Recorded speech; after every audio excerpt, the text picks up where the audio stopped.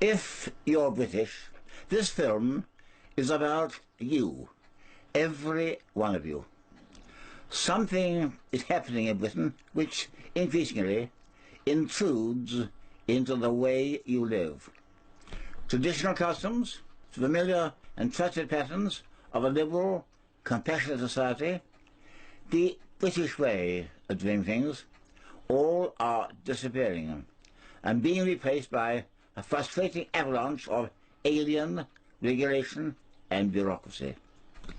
This is happening not as such a popular demand, but as a result of British membership of the European Union. The very character of our unique way of life is being destroyed, and there has been no public debate, consultation, or approval. The people appearing in this film are not politicians or civil servants. They don't seek your vote or your money. They only ask that for a few moments you watch and listen and then make up your own mind. Almost all you're about to hear has been hidden from you. Everything you're about to hear is the truth.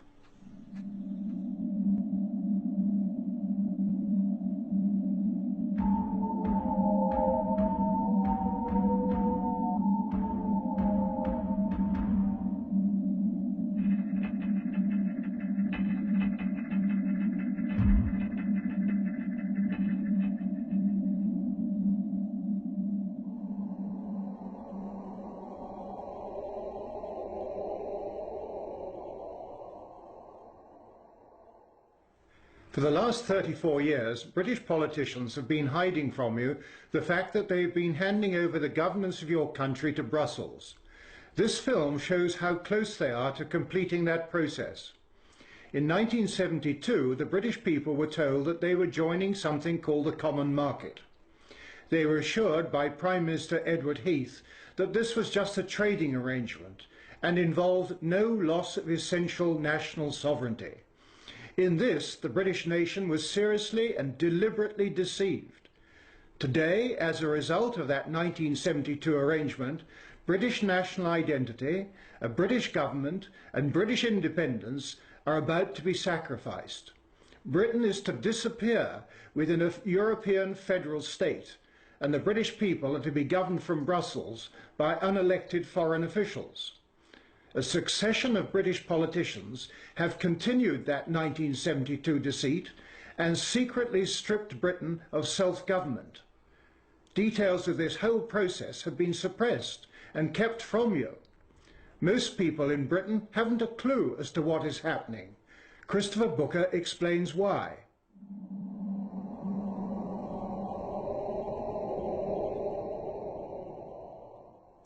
One of the most remarkable things about the European Union is how ignorant people are as to how it came about. A few years ago, when my colleague Richard North and I began researching the history of what is called the European project, we were astonished to find just how distorted and inaccurate all previous accounts of this story had been. The core ideas which have inspired this project go back to the 1920s, and for the men behind it, notably the Frenchman Jean Monnet, their ultimate goal, right from the start, was to create a United States of Europe. Their aim was to place the peoples of Europe under a form of government like nothing the world had seen before, a government that was supranational. To achieve their goal, they came up with two brilliantly clever ideas. The first was that it could never be achieved overnight. It would have to be assembled piece by piece over many years without revealing its ultimate purpose. The other idea was that all the national governments of Europe should be left in place, while being gradually hollowed out from within, as they passed under ever greater control by the supranational power. Thus, what amounted to a slow-motion coup d'etat could take place without people realizing what was happening. That is why we called our story The Great Deception, because such is what the historical evidence shows it to have been. Step one in the early 1950s was Monnet's European Coal and Steel Community. He never intended this body to be anything other than the embryo of what would eventually be a government for Europe. The next step was to widen this into a European Economic Community set up by the Treaty of Rome in 1957. Again, this common market was deliberately intended to be just a cover for their true goal of complete political union. For nearly 30 years, the handing over of powers by national governments continued, the original 6 countries becoming 12, until in the 1980s the project was ready for its next great leap forward. This would need 2 new treaties, the Single European Act in 1986 and the Maastricht Treaty on European Union in 1992, followed in 1997 and 2001 by 2 more at Amsterdam and Nice. By now, the real aims were coming out ever more into the open, as it was agreed that this new supranational government should have its own currency, its own foreign and defence policies, its own court system and police force, all the attributes of a sovereign state.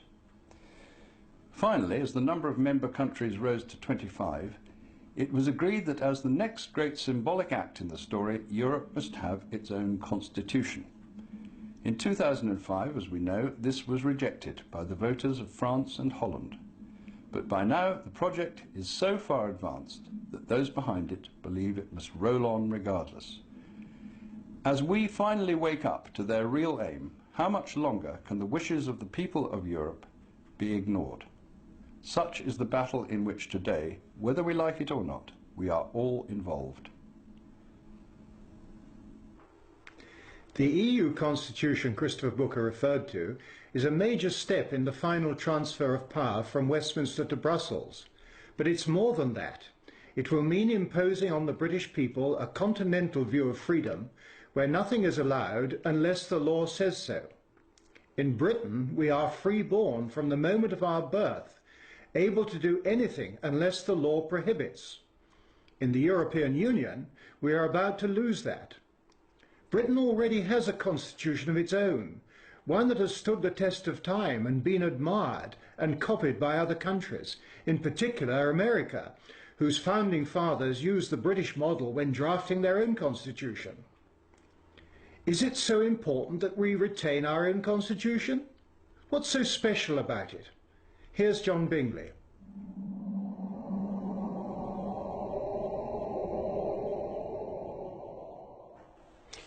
A constitution should define the relationship between the governance of a nation and its people, setting limitations on power and providing the people with safeguards that protect them by securing the means of redress and remedy. We most certainly do have a British constitution, and it does just that. Our constitution has evolved over many centuries and consists of much written law. The best known examples are the Magna Carta in 1215 and the Declaration and Bill of Rights of 1688-9. In Britain we are governed according to the rule of law. The rules contained in our constitution define how we must be governed. Primarily, the Coronation Oath stipulates the rule of law as the only means of our lawful governance and places limitations on the use of executive power. Those limitations stop the divine right of kings. There ought to be no divine right of politicians either. In short, the British Constitution and the rule of law provide a framework for government by creating boundaries and constraints on the exercise of power. Dictatorial power can only come about when the ruler has both the power to make the law and to enforce it. Mussolini, Hitler and Stalin all achieved this total authority, resulting in staggering bloodshed. Our unique British Constitution prevents such unification of power taking place. Some vital principles of our Constitution are the right to jury trial, the right of habeas corpus, the presumption of innocence, the right to silence, no taxation without representation, no cruel and unusual punishments.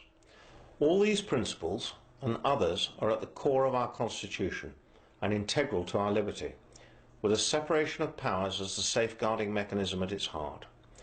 It is entirely different from the continental system of administration and the proposed EU Constitution, where nothing is allowed unless the law permits. Our ancient Constitution determines that the duty of our politicians is to maintain our liberty. Liberty is the norm in Britain and is only constrained by the law. We British are free to do anything unless the law prohibits. The British Constitution has prevented the worst excesses of tyranny or despotism for centuries.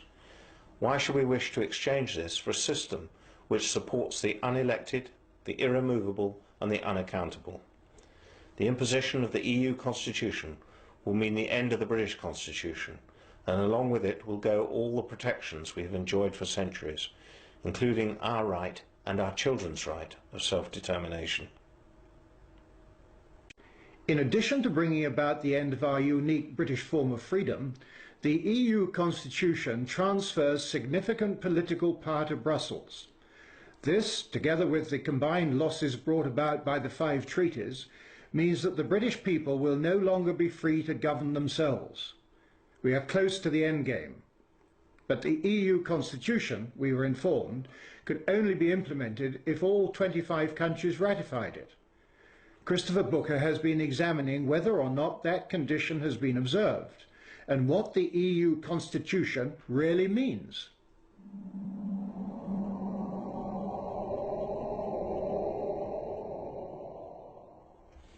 It was in the late 1990s that the political leaders of the European Union began to talk about the need to give Europe a constitution.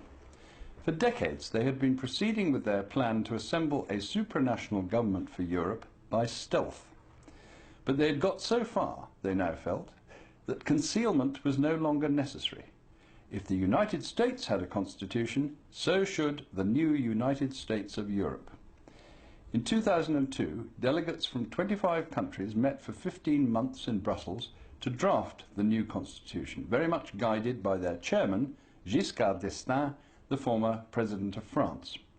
It then took their governments another year to agree on the final text, this huge document here. The original American Constitution had just 7 articles. This Constitution for Europe contains 448, which originally covered 800 pages. In some ways, this Constitution is just another treaty because it incorporates all the earlier treaties. But it makes the intention to set up a European government much more obvious than ever before.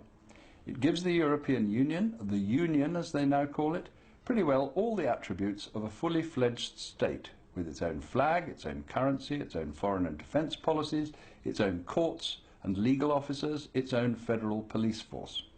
It gives the Union for the first time its own legal personality, with the right to behave on the international stage just like any sovereign government. It recognises for the first time in a treaty the principle that the laws of the Union are superior in every respect to those made by national parliaments and courts. It marks a further massive handing over of powers from national governments to the central government in Brussels. It greatly extends the areas of life where Brussels has the power to dictate policies and laws. It also reduces almost to vanishing point the right of national governments to veto laws which they do not consider in their country's interests. It includes all the 54 articles of the so-called Charter of Fundamental Rights, the document which we were told by a British minister would have no more legal significance than a copy of the Sun newspaper or the Beano. What this document confirms, in short, is the desire to set up a supranational government which is not elected and which the peoples of Europe cannot call to account or dismiss. It marks the transformation of Europe, in effect, into a one-party state. Yet this is what the governments of Europe agreed to in our name in 2004. Only in 2005, when it was rejected by the voters of France and Holland, did the plan to impose this constitution on us all at last run into a mighty obstacle. For the moment, it has been put on ice, but there are plenty of people at the top in Europe who are looking for ways to bring it back onto the agenda. Meanwhile, they are already pushing ahead with many of its contents, from a European space programme to a common defence policy, just as if their constitution was already legally in force. They are not going to give up. The EU Constitution sweeps up those few areas of governmental power that still, just about, remain British. But what about our economy? Whoever controls the currency controls the country, and at the moment we still have our own currency, the pound sterling. Signing up to the EU Constitution would undoubtedly increase the pressure on Britain to enter the single currency. This would mean Britain's economy being controlled by the foreign bankers of the European Central Bank in Frankfurt.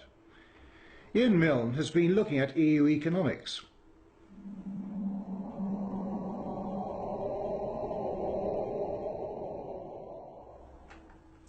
There's a huge misconception that the EU political economic model represents the future.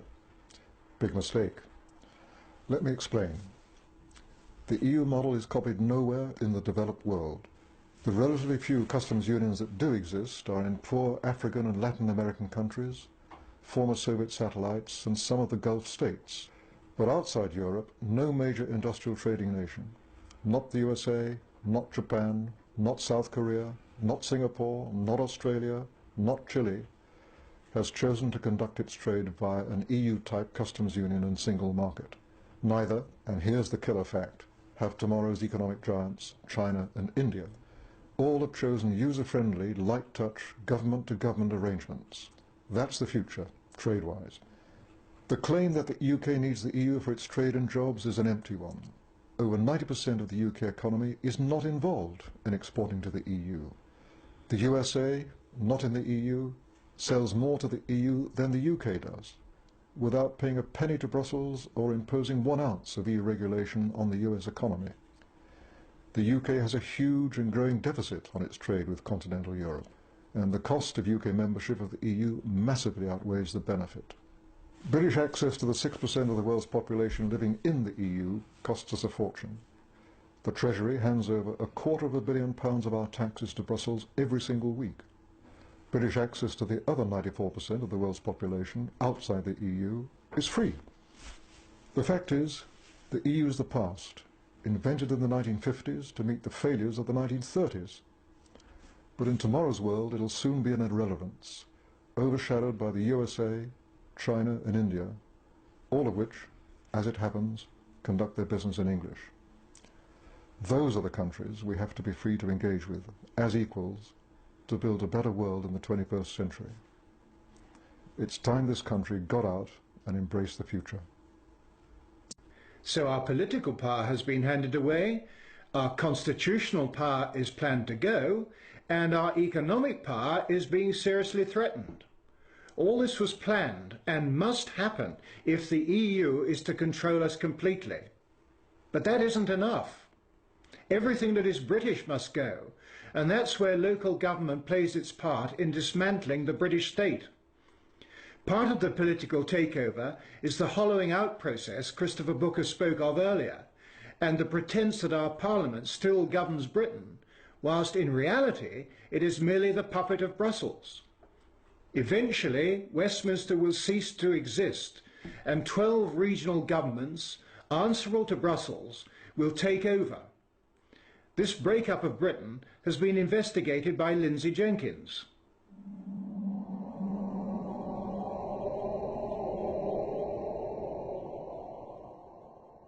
For generations, we in the United Kingdom have enjoyed democratic local government.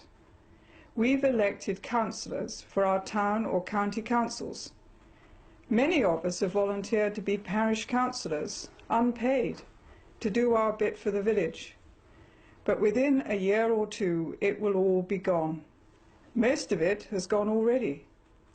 The Treaty of Rome was the death knell for democratic government.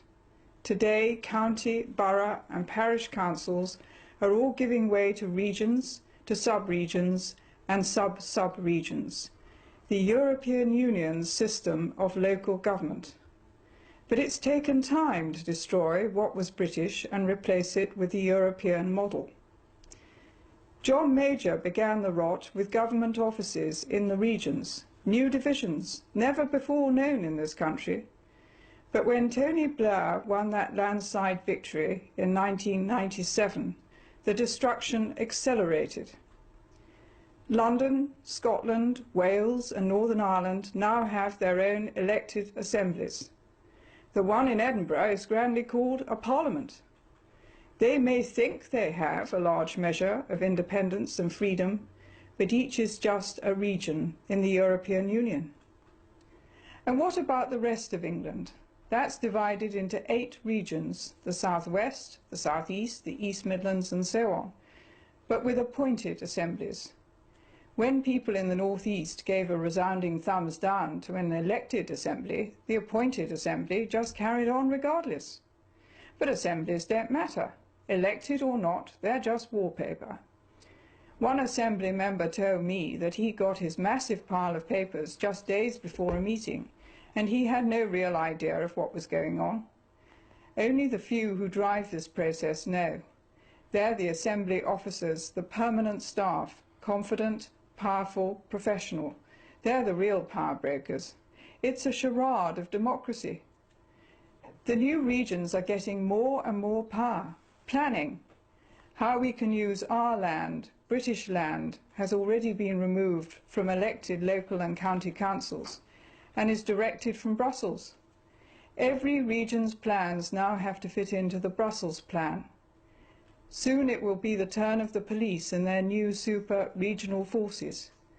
Will they answer to the European Union's police force, Europol, in The Hague? Soon London will be just a regional capital and not a focus of the nation state, because there won't be a nation state, just a collection of European regions. Britain will have disappeared.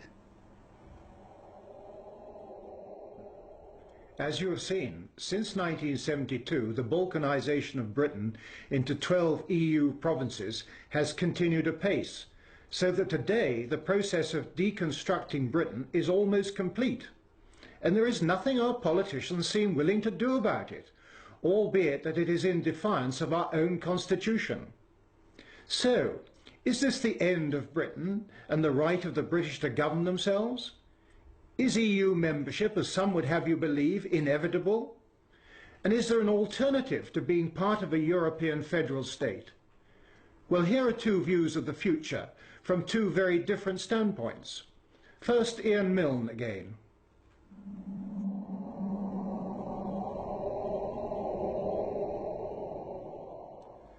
The story of the next 50 years is going to be the rise and rise of the world outside the EU, where the other 94% of the population of the planet lives. In that vibrant, growing 94%, the independent, self-governing nation is the rule, not the exception. Our English-speaking cousins in America, Canada, Australia, New Zealand, South Africa, Singapore are proud to be self-governing nations. The world's second biggest economy, Japan, is proud to be a self-governing nation. So are those coming superpowers, China and India. For all these countries, big and small, the idea of surrendering the power to govern themselves, as Britain has done, to a supranational bureaucracy, and a corrupt one at that, is literally incomprehensible. We're the third biggest trading nation in the world, ahead of Japan, and the fifth biggest economy in the world. We're the headquarters of the Commonwealth, that voluntary association of English-speaking, self-governing nations, with members on 6 continents and almost a third of global population. So the claim that we'd be isolated outside the EU is pure, unadulterated nonsense. Just think of the benefits of reclaiming our independence by leaving the EU and joining that growing 94% of the world. First, trade. We already do 50% more of our trade outside the EU than with the EU. And our exports outside the EU are growing faster than our exports to the EU. We'd focus on the Asia-Pacific region, which is currently growing 5 times as fast as the EU. We'd resume our seat and vote at the World Trade Organization. We'd resume our trading alliances with our friends in the Commonwealth. And we'd strike up new ones with the Asian tigers. Not least, free of the immoral EU Common Agricultural Policy, we'd help the poorest nations in the world by offering them free access to our own markets. Second, defence. It's NATO that's kept the peace in Europe, not the EU. Free of the EU, we'd be able once again to refocus our efforts on NATO, not as at present on the European army that the French and Germans are determined to foist on us.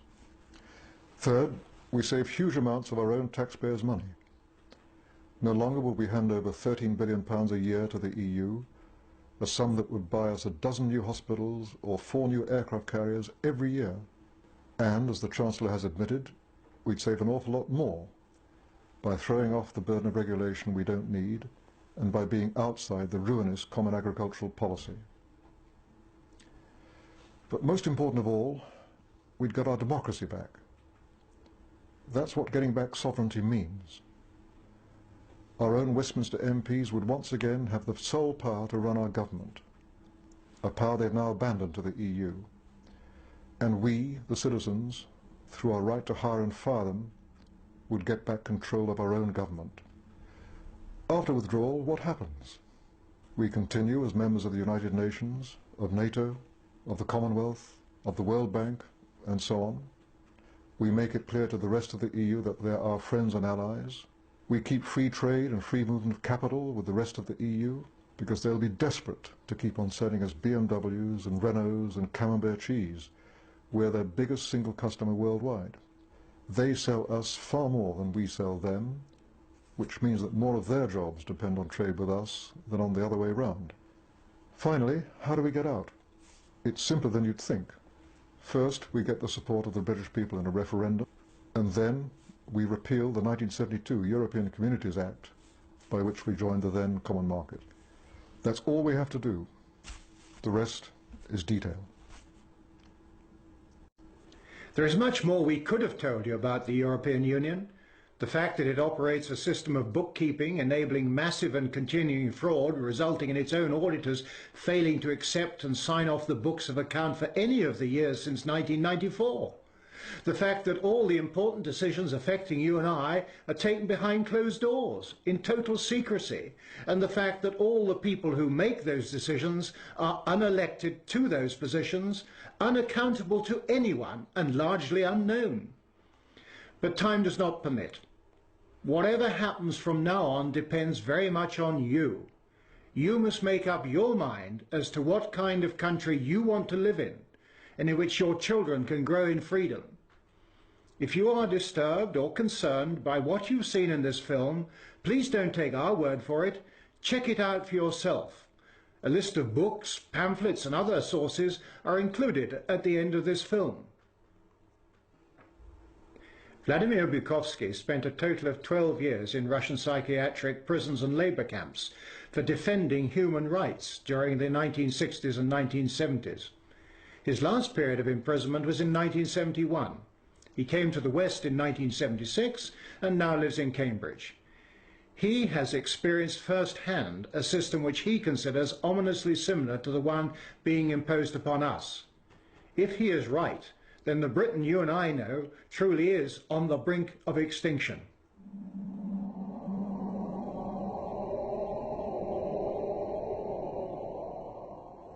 It is really puzzling to me that having just buried one monster, the Soviet Union, another remarkably similar one, the European Union, is being built. Exactly what is the European Union? Perhaps by examining the Soviet version we can get the answer. The Soviet Union was governed by 15 unelected people who appointed each other and who were not accountable to anyone. The European Union is governed by 24 people who appoint each other, meet in secret, and are not accountable to anyone, and whom we cannot sack. One might say that the EU has an elected parliament. Well, the Soviet Union had a parliament of a sort too, the Supreme Soviet, which just rubber-stamped the Politburo decisions, pretty much like the European Parliament does, where speaking time in the chamber is limited within each group and often amounts to 1 minute per speaker. In the EU, there are hundreds of thousands of bureaucrats with their huge salaries, their staff, servants, bonuses and privileges, their lifelong immunity from prosecution, which is simply shuffled from one position to another, no matter what they do or fail to do. Is this not exactly like the Soviet regime? The Soviet Union was created by coercion and very often with a military occupation. The European Union is being created admittedly not by armed force, but by coercion and economic bullying. In order to continue to exist, the Soviet Union spread itself further and further. The moment it stopped spreading, it started collapsing. And I suspect the same is true of the European Union. We were told that the purpose of the Soviet Union was to create a new historic entity, the Soviet people, and that we must forget our nationalities, our ethnic traditions and customs. The same seems to be true of the European Union. They don't want you to be British or French. They want you all to be a new historic entity, European, to suppress all your national feelings and live as a multinational community. After 73 years, the same system in the Soviet Union resulted in more ethnic conflict than anywhere in the world. In the Soviet Union, one of the grand purposes was the destruction of the nation state. And that's exactly what we observe in Europe today. Brussels intends to absorb nation states so that they should cease to exist. Corruption was built into the Soviet system from top down, and so it is in the EU. The same endemic corruption activity that we saw in the old Soviet Union has flourished in the EU. Those who oppose or expose it are silenced or punished. Nothing changes. In the Soviet Union, we had a gulag. I think we have a gulag in the European Union also, an intellectual gulag known as political correctness. When anyone tries to speak their mind on questions of race or gender, or if their views differ from those approved, they will be ostracized. This is the beginning of the gulag, the beginning of your loss of freedom. In the Soviet Union, they told us we needed a federal state to avoid war. In the European Union, they are telling you exactly the same thing. In short, the same ideology underpins both systems. The EU is the old Soviet model presented in Western guise. But again, like the Soviet Union, the European Union has within itself the seeds of its own demise. Unfortunately, when it collapses, and it will leave immense destruction behind, and we will be left with huge economic and ethnic problems. The old Soviet system was incapable of reform, so is the European Union. But there is an alternative to being ruled by those 24 self-appointed officials in Brussels. It is called independence. You don't have to accept what they have planned for you. After all, you have never been asked if you wanted to join. I have lived in your future, and it didn't work.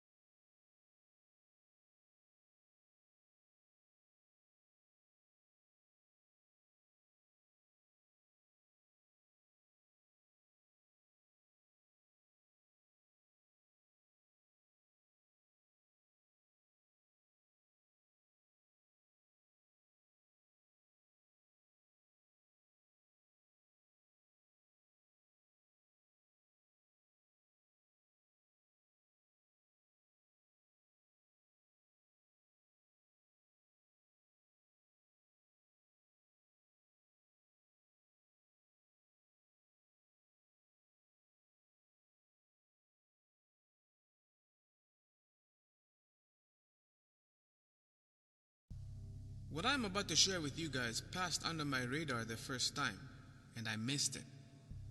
However, after going back and observing this video clip, I found something very interesting, and this is worthy of being brought to the attention of the whole world. And I hope that you, all of you watching this video, will share this information, because this is going to tell you exactly who Catholics worship, because the leaders and the representatives of the Vatican, of the Roman Catholic Church, do not worship the God of heaven and earth. They do not worship the God of the Bible. They do not worship Yahweh. They worship a different God. And even this quote-unquote God with a lowercase g is not even a creator, but rather is a created being, Lucifer. You see, when we go back to that video clip which I have shared with you, in which Trump was talking about the government shutdown, when you look at the three beings that stand behind Trump and on his side, on his right side and behind him, I pointed out to you that these are three Jesuits right before Trump. Now, these three Jesuits, they are direct representatives of the Vatican, the Roman Catholic Church. These men who are standing beside Trump are his advisors. Now, what I'm about to share with you guys is right in front of you. The whole time it's been in front of us, and it's been right under our noses, and we actually missed it. Now I want you to observe the man on the right of Trump and observe the necklace that he is wearing, just so there's no confusion. Nothing is tampered with. You see the original video? Now I'm going to pause the video at this frame. Everything looks normal, correct? Now here's the key. Many people love to wear necklaces, and many people love to wear crosses and all different types of symbols. Now, this man obviously is wearing a cross around his neck.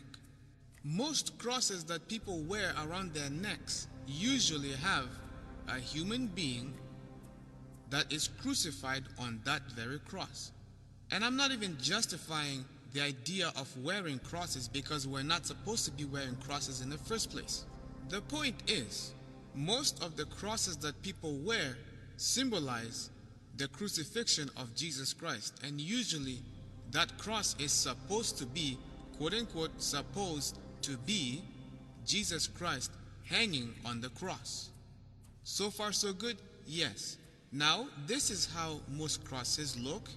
However, this Jesuit in particular, next to Trump, has a cross around his neck, and guess what that cross has for an image? It has an angel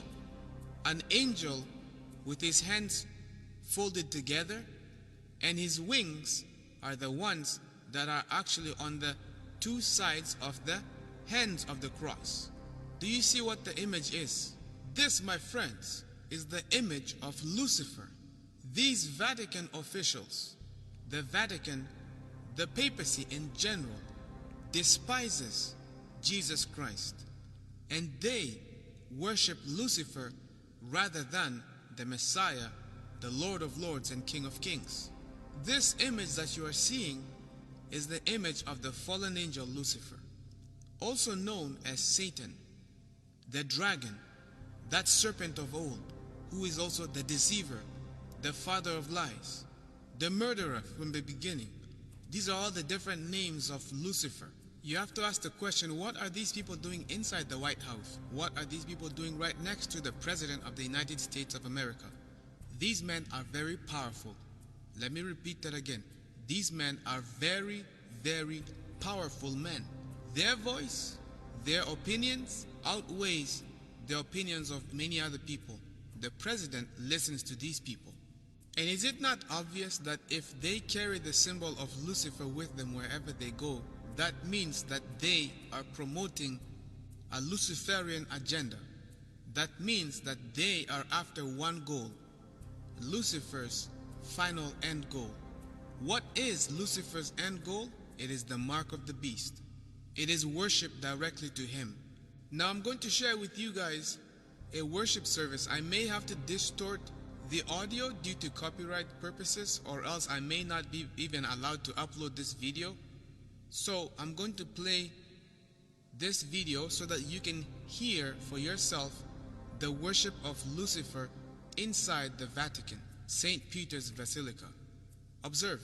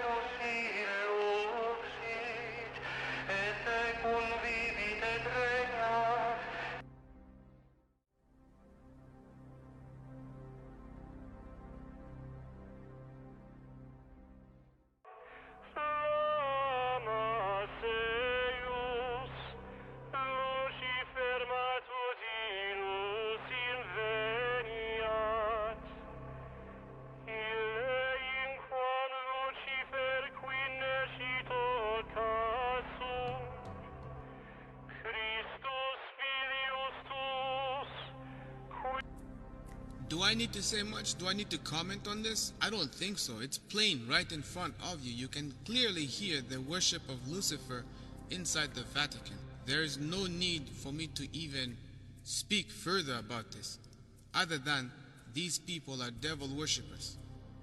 And if they worship the devil on the first day of the week, Sunday, yet they want you to keep Sunday sacred and holy, do you have any idea what you are getting yourself into? That means by default you are falling in line with the agenda of sun worship. The worship of the sun is the worship of Lucifer. The sun is a light. The name Lucifer means light bearer. But he no longer is a light bearer, but rather is called the devil and Satan. When Satan was in heaven, he was called Lucifer, but he has fallen. The other Jesuit next to Trump has the necklace with an image of the Virgin Mary holding the baby Jesus. Obviously, we know that in Catholicism, they do not pray to Jesus Christ, but rather they pray to Mary, who is dead, who is in the grave. The dead are not in heaven. The dead are sleeping.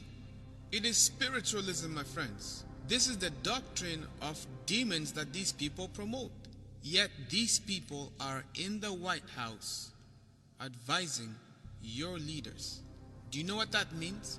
That means that the end goal is going to be a satanic goal. All the religious advisors that Trump brought on his table, these religious leaders are all promoting union with the papacy. These are the charismatic leaders.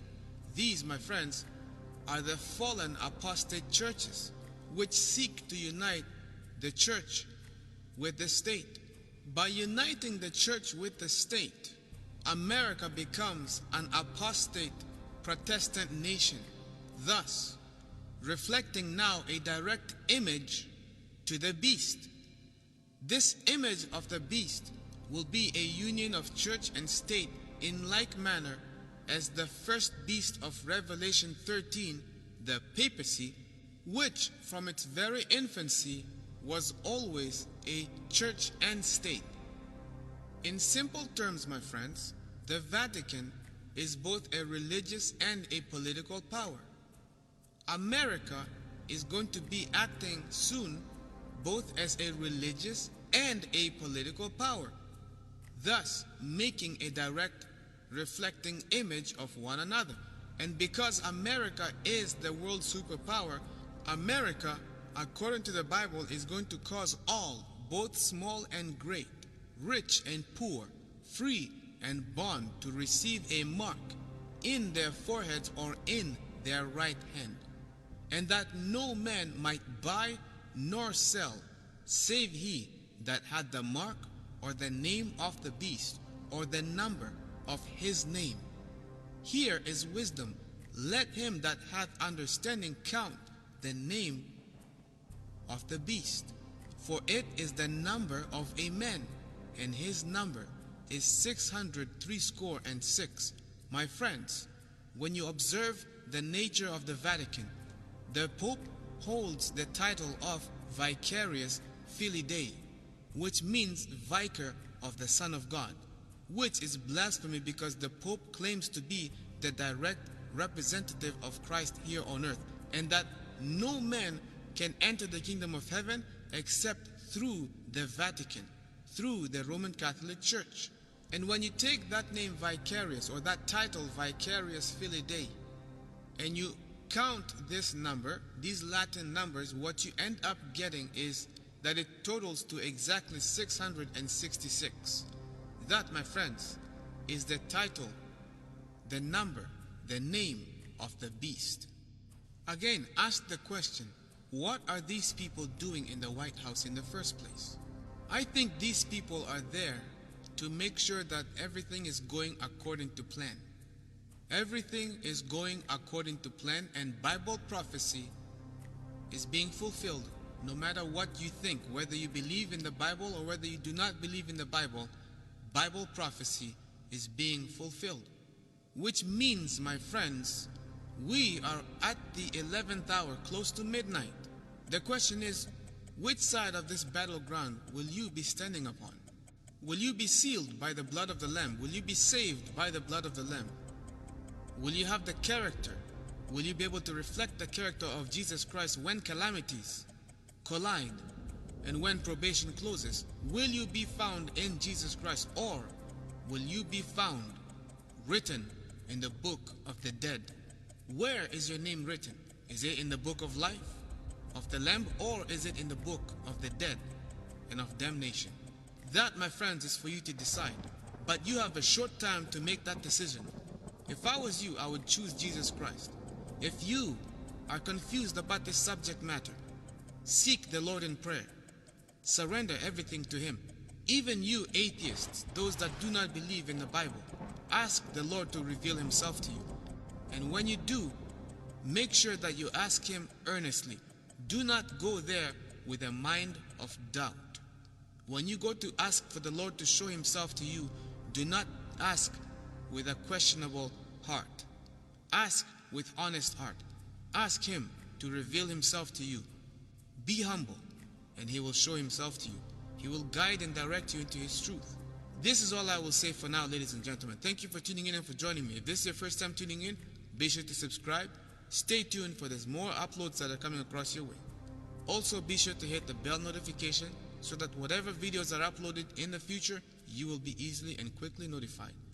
Thank you for joining me. You take care of yourselves, be safe, and I'll see you guys next time.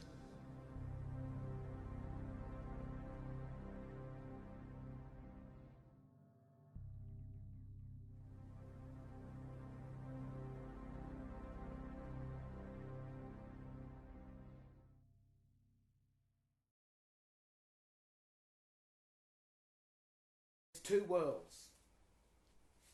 So this is identification of two worlds. Now these people that have set all of this up have told you everything. Everything is here. It's there for people who know how to read. It's there for people that know. It's exactly right. And as I was saying before in the last interviews, is when you looked at the Tom and Jerry book, we've been taught that this type of writing, which is in this case is the Wallace, which is the surname, which is not the name, it's Christian name and surname. There are two different things here. There are two different, as I said, two different worlds, two different dates of birth, and two different languages. One is either ASL, American Sign Language, which is a foreign language found in the identified in the Chicago Manual of Styles to the English language. So it's completely two different worlds. But the education system in the state schools has is sort of not quite pointed this out to us, or they've let us assume that this all uppercase text writing is English. And look, I'll ask anyone. It's everywhere. Well, back to this book. You can read this book. You know that says Tom and Jerry. We can see that. But does that read Tom and Jerry in English? Well, no, it doesn't. It reads it in sign language, if ASL. But prior to ASL, and I think American Sign Language was created around 1973. Prior to that, it was called a glosser or a glossary, which is a cover-up or sweep under the carpet. If you just look at the English dictionary and look what glossary is, it's a cover-up or a concealment. So glosser and American Sign Language are both found in the Chicago Manual of Style? Yes, it's identified as the sign language is actually identified as a glosser or as a gloss, which means sort of a concealment or a cover-up or something. But it's sign language cannot be spoken. And if you read a little bit about if you research American Sign Language, it will say it cannot be spoken. It's a sign. I can't speak it because I don't know sign. But you'll probably find that most presidents and people in governments, when they're making an announcement on television, they'll have in the little corner at the bottom, you would probably ignore that, but they've got a signer for the deaf and dumb, or for the deaf, whatever they call them these days. But that's not really for the people that are deaf. That's speaking to you, because you live in the world of the all uppercase sign language, and you don't know you've gotten there. You're not aware of it, but all the writing and everything that's been placed here is telling you the truth, but you don't see it. So it's our own stupidity, our own idiot, and that's what an idiot is a person that doesn't know their name and their nativity, their own name. So we're generally called by the judiciary is in come the idiots, another idiot. Well, technically or legally, the word idiot refers to a man that doesn't know who he is. And you just when you gave your full name, you certainly gave your full name, all right, which is on the date of registration, but then you turn around and gave the date of birth as we've got yours here, which is the date of registration of only the Wallace Trust, which was created on the day you were born, and you'll probably find your hospital records will be B. Wallace, Baby Wallace. That's all that was created on the day that you were born, because all of the final paperwork to register you into the land and everything all happened on the registration date, which is down here, where the signature is in that box there. If people started to become aware of this, and more of these people, true people, came back, then they're the ones that can conform ecclesiastical governments or de jure governments, because these are the real people, whereas this is incorporated or a corporation or ships. It's the world of the dead. And I think you were speaking about the ATO. Australian Taxation Office. Yes. Now, I haven't paid tax for over, probably 10 years. And when I call them up, I said, look, I'm concerned about who you are, because I can't actually find you registered anywhere. You exist, but yet you take trillions of dollars off people. And it goes somewhere. But I said, who are you? Where are you registered? What are you and who are you? And all that came back to me was, oh, it's all right, you don't have to pay tax. We have no jurisdiction with you. I said, well, I haven't come here to not pay tax. I've come here to ask you who you are. And the girl there just said, it's okay. Don't worry about it. Now, normally if you go, well, I don't want to pay tax, it's if you start saying things like, I don't want to pay tax, well, then that causes a conflict.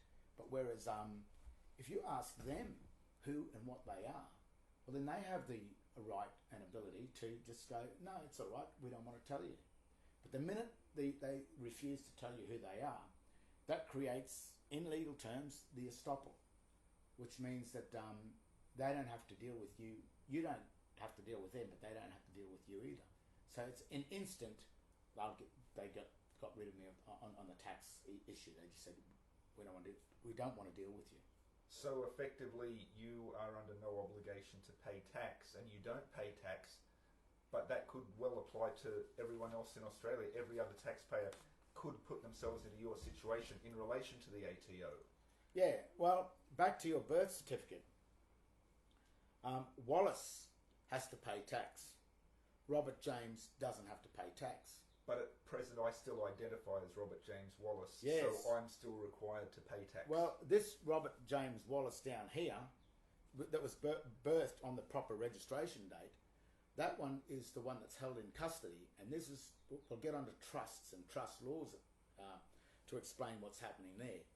But that one is held in trust. They create the money from the real Robert James Wallace in title case, but that's not on this document anywhere, because that exists on their documents. They hold you in custody as the trustee. You are the beneficiary of that.